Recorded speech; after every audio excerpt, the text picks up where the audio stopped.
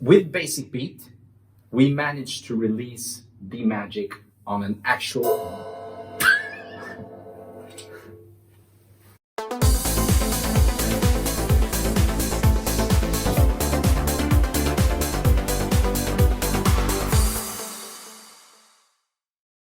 Hello there and welcome to Hang Out with Werkstatt.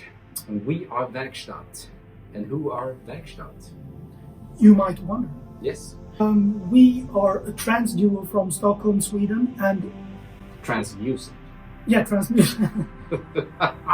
And we had our prime 20 years ago, to be honest. Yeah.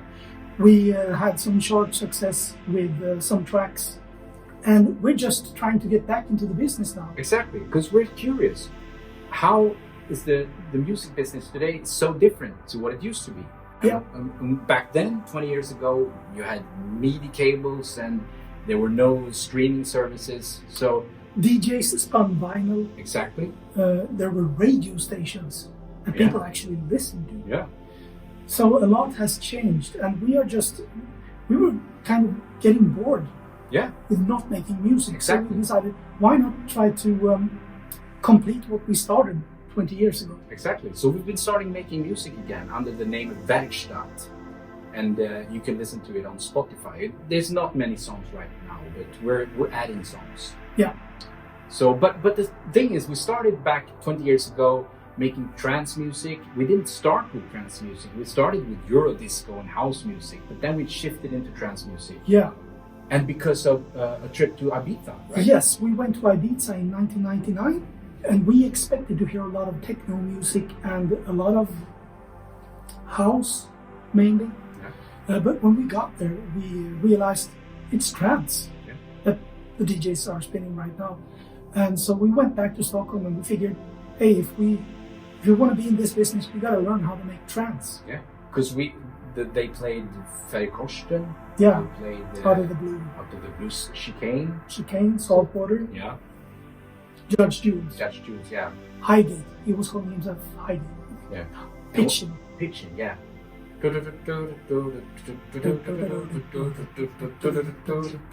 Yeah. Which they made a terrible vocal version of. later Yeah. on. With a woman saying pitching, pitching. Terrible. Bad choice. Anyway. But a great tune. Yeah. Yeah. So that's how it came about that we began making trance. Again. Yeah. Yeah. But we really didn't know what to do with the trance that we made. No. So I read an article about a band that had made it big and got on MTV through a service called MP3.com. Yeah, remember internet was really Yeah. new. It was a new thing. And MP3.com, you could upload your songs. It was the precursor to streaming services, more or less. Yeah, it was the SoundCloud of the 90s Yeah. and 00s. What do you say? And if someone listened to your song, you had a small amount of money Yeah, transferred. you earned money Yeah. if someone listened. And you climbed charts within specific genres. There's actually nothing like that today. And we spoke earlier about competition. There's a massive competition today. Yeah. But back then, it wasn't that. No, and MP3.com was only amateurs. Yeah. So you could really make yourself heard on that platform. So we uploaded a couple of tunes, and a lot of people liked it. Yeah.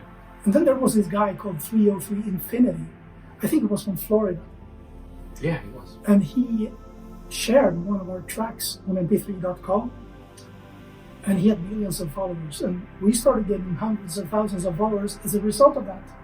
Yeah. And We even got a check for several $1,000s. I remember. yeah, because we got so many plays. That was huge, man. Yeah. And that's when things took off. Because labels started getting in touch with us, wanting to release, particularly a track called The Magic. Yeah, that was one of our first trance tunes, really. Yeah. With the Nord rack. Remember? Yeah, that was essential. The beautiful Swedish Nord rack. Because there were a lot of, you had to use hardware synthesizers back then, and MIDI. And you had to connect everything. You had a mixer. Yeah, an analog mixer Yeah. and stuff. And we couldn't make it sound like trance. We had a hard time trying to make it sound like trance music. So we didn't really get there until we got the Nordland, because that had these virtual analog sounds that you could make fat lead sounds from. You remember the name of the sound? The name of the sound was Saw 43. Wow. Saw 43, yeah. I remember. Yeah. Impressive. That took us from 0 to 100. And the thing with that sound was the filter on the sound. Yeah. But there was no way to, at least we didn't know how to control it in the computer, so we had to do it manually while we were mastering. Yeah, the mastering of the track, we were twisting the knobs for the filters. So we had to do the mastering all over to, okay, now it sounds good. It's called D-Magic. It's actually on Spotify, right? Yeah, it is. You can listen to it. That sweeping sound was made manually. Yeah, it was a lot more difficult technically then. Yeah. But it was a lot more easy in terms of distribution and getting out there. But we'll get back to that in a later post here on this YouTube channel. So we had this song called D-Magic, which we were pretty proud of. Yeah. It sounded great, actually. And we were contacted by a label. You remember that? Yeah, it was a Dutch label called Basic Beat. It was kind of a boutique label in Rotterdam in the Netherlands. And boutique labels, I'm not sure actually what they are, but I think there are record stores that also publish music. Yeah. That's the thing. We were so impressed that someone contacted us that we more or less, we flew down there anyway. Yeah, the guy's name was Ron Hofland. Ron Hofland? Dutch. Dutch viewers may find this pronunciation wrong, but Ron Hofland. Ron Hofland. Oh! Well, with Basic Beat, we managed to release D-Magic on an actual... So the cool thing was that we had managed to get our song D-Magic released on vinyl. Which was essential back then. Yeah, because DJs were playing vinyl.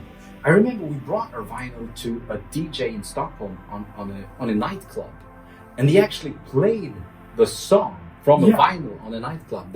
Here's the cool thing, because the crowd went nuts to that song, and it wasn't even that known in Sweden. It was mainly known in Belgium, the Netherlands, Luxembourg, Florida, California.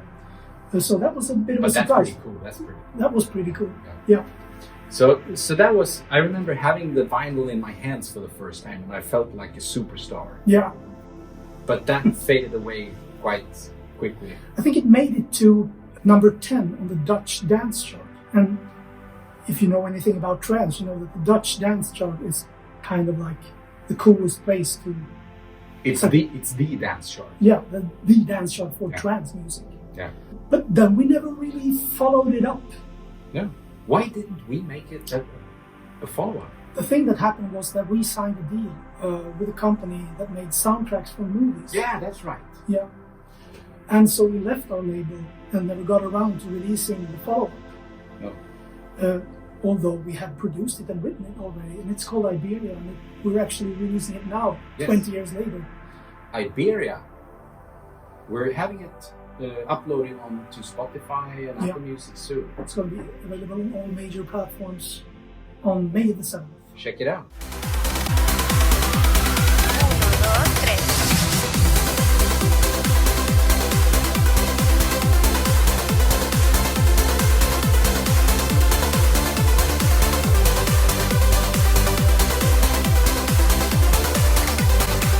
And it sounds almost like it's the same vibe as D-Magic. Yeah, but in a modern production manner. Yeah. So it's actually cool to listen to D-Magic first and then Iberia, and you can hear the resemblance. Yeah.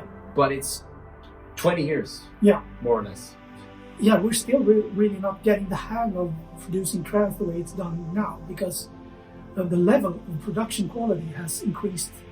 Yeah. Tremendously. Yeah. Remember, we are still amateurs. I mean, we don't do this for a living. We just love the genre, we love making music, and we want to dig deeper into what it takes to make it today with music, because it's so different today than what it used to be 20 years ago. Yeah. Streaming services. It sure is. Yeah. And we're going to talk a lot about these topics on future episodes of this Hangout. Yeah. Werkstatt. Hope you enjoyed this one. and see you soon.